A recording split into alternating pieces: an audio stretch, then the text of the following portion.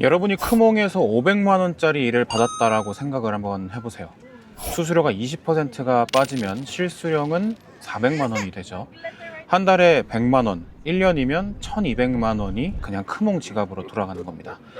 숨고라는 플랫폼도 있는데 견적을 발송할 때 비용을 쓰는 방식이라 조금 다르긴 하지만 어쨌든 공짜가 아니에요. 그래서 한국에서 해외 플랫폼을 쓰는 프리랜서들도 계속해서 늘어나고 있습니다. 디자인, 번역, 개발, 영상 편집, 영어 소통이 가능하다면은 업워크나 파이버에서 달러로 받는 게 원화로 받는 것보다 훨씬 더 유리한 경우가 많기 때문이죠. 환율 효과까지 붙으면 같은 작업을 하고 단가가 2배나 3배 이상이 될 수도 있습니다. 국내에서 해외 프리랜서로 전환한 사람들의 패턴을 보면 크몽에서 기초를 쌓고 파이버나 업워크 같은 해외 플랫폼으로 넘어가서 포트폴리오를 정리한 다음에 일정 클라이언트가 생기면 플랫폼 밖에서 직접 계약으로 가는 경우가 많아요. 그런데 문제는 이겁니다. 일단 플랫폼 입장에서 생각을 해볼게요. 이들도 자원봉사하는 건 아니니까요. 플랫폼 입장에서 수수료는 연결 비용입니다. 클라이언트 유치, 결제, 보안, 분쟁이 생길 때도 있고요. 리뷰 시스템을 운영합니다. 이걸 다 돈 받고 해주는 구조거든요. 초창기 파이버가 20% 수수료로도 폭발적으로 성장할 수 있었던 건 그만큼 클라이언트가 많이 몰려 있었기 때문입니다. 프리랜서 입장에서는 수수료를 더 내더라도 일이 많이 들어오는 게 낫다라고 판단은 했었던 거고요. 하지만 문제는 지금입니다. 플랫폼이 커지면서 프리랜서 간 경쟁력이 훨씬 더 치열해지고 수수료는 그대로인데 경쟁 압박까지 더해진 거죠. 10년 전에 파이버 20% 수수료 내고 충분히 남았었던 게 지금은 20% 내고 단가가 훨씬 더 낮아지고 있는 그런 상황이 발생하고 있는 겁니다. 신생 플랫폼들이 수수료 0%를 들고 나오는 게 이 틈을 노리는 건데요. 플랫폼 수익을 광고나 프리미엄 구독으로 옮기고 거래 수수료를 없애는 방식이라고 합니다. 근데 이 0% 수수료가 함정일 수가 있어요. 신생 플랫폼이 0%를 내세우면 사실 솔깃하죠. 근데 딱 하나만 따져보면 됩니다. 클라이언트가 거기 있냐고요. 수수료가 아무리 낮아도 일이 없으면 의미가 없죠. 크몽, 파이버가 20%를 가져가더라도 사람들이 거기를 쓰는 건 클라이언트 트래픽이 그쪽으로 다 몰려 있기 때문인데, 신생 플랫폼은 수수료는 0%지만 한 달에 문의가 한 건도 없을 수가 있습니다. 그래서 실제로 잘 쓰는 방법은 복수 플랫폼을 사용하는 겁니다. 업워크나 파이버, 크몽이나 숨고 여러 가지 플랫폼들을 한꺼번에 이용하는 거예요. 여기서 포트폴리오나 리뷰를 많이 쌓은 다음에 단골 클라이언트가 생기면 그 관계를 수수료가 낮은 플랫폼이나 직접 계약으로 옮기게 될 수 있습니다. 처음부터 0% 플랫폼 하나만 믿는 거는 리스크가 너무 크고 기존 플랫폼만 계속 쓰는 거는 수수료가 낭비가 될 수 있기 때문이겠죠. 업워크에서 2년 동안 활동하다가 플랫폼 밖으로 나온 개발자 사례가 있다고 합니다. 처음 6개월은 수수료 20%를 내면서 리뷰를 쌓는 데만 집중을 했다고 해요.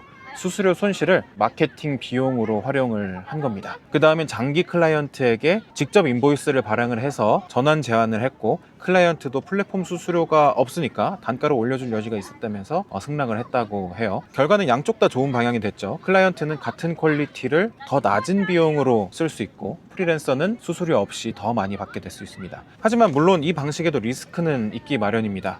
플랫폼 외 계약은 분쟁이 발생했을 때 보호받기가 어렵죠. 장기 거래처라고 믿었던 클라이언트가 갑자기 잠수 타는 일이 발생한다면 낭패고요. 그래서 신규 클라이언트는 일단 플랫폼 안에서 시작을 하고 신뢰가 쌓인 거래처만 밖에서 빼는 게 맞다고 봅니다. 그럼 지금 당장 할 수 있는 게 뭐가 있을까요? 복잡하게 생각할 필요는 없을 것 같습니다. 딱 3가지만 해보면 되는데, 첫 번째로 지금 쓰는 플랫폼의 수수료를 확인해 볼 수 있습니다.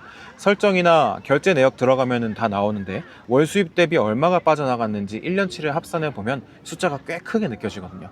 두 번째로 반복 거래 클라이언트가 있다면 플랫폼 외의 결제 옵션을 제한해 보는 게 가능한지 한번 생각해 보세요.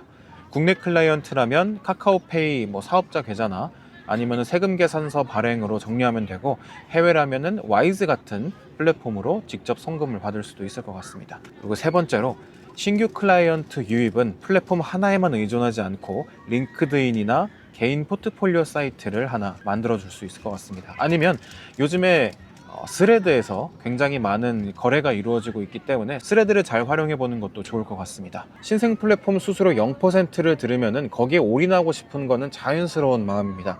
근데 플랫폼 이동에서 제일 흔한 실수가 신뢰와 리뷰를 잊는 겁니다. 크몽에서 100개 리뷰와 탑 레이팅 배지를 가진 프리랜서랑 신생 플랫폼에서 리뷰 0개로 시작하는 프리랜서가 단가 협상력이 완전히 다르게 됩니다. 수수료 20%를 더 내더라도 단가를 더 높이 받을 수 있다면 오히려 신생 플랫폼에서 저단가로 시작하는 것보다 실수령이 훨씬 더 크게 될 수 있기 때문이죠. 네, 플랫폼 전략은 그래서 이걸로 갈아탄다가 아니라 어디서 신규 유입을 하고 어디에서 장기 관계를 운용하느냐를 분리해서 생각해 볼 수 있을 것 같습니다. 지금 있는 플랫폼 신뢰 자산은 유지하면서 새 플랫폼이나 직접 채널을 병행하는 방식이 훨씬 현실적일 수 있어요. 네, 그래서 수수료를 줄이는 건 같은 파이에서 덜 뺏기게 되는 방어 전략에는 좋을 수 있지만 진짜 중요한 거는 내 파이를 넓히는 것이 될 것입니다. 실제로 해외 플랫폼에서 잘 버는 프리랜서들의 공통점은 결과물에 얼마 이 가격으로 책정을 하곤 합니다. 시간 기반 단가는 아무리 올려도 물리적인 한계가 좀 있을 수 있지만 결과물 기반 가격은 효율이 높아질수록 시간 대비 단가가 많이 올라가기 때문이죠. 수수료를 신경 쓰기 시작했다면 그거는 좋은 신호입니다. 이미 프리랜서 수입 구조를 사업처럼 생각하기 시작한 거거든요. 그럼 다음 단계에서는 어떤 서비스를 어떤 방식으로 패키지화하면 어느 순간부터 시간당 얼마가 아니라 플랫폼이 없어도 클라이언트가 찾아오는 구조로 만들 수 있을까를 생각하는 겁니다. 이 부분에 대한 실제 사례는 지난 영상에서 다루었으니까 한번 참고해 보시길 바라고요. 저는 디놈들의 이자리입니다. 날씨가 좋아서 여의도 한강공원에서 디지털 노마드 하고 있었습니다. 여기까지입니다.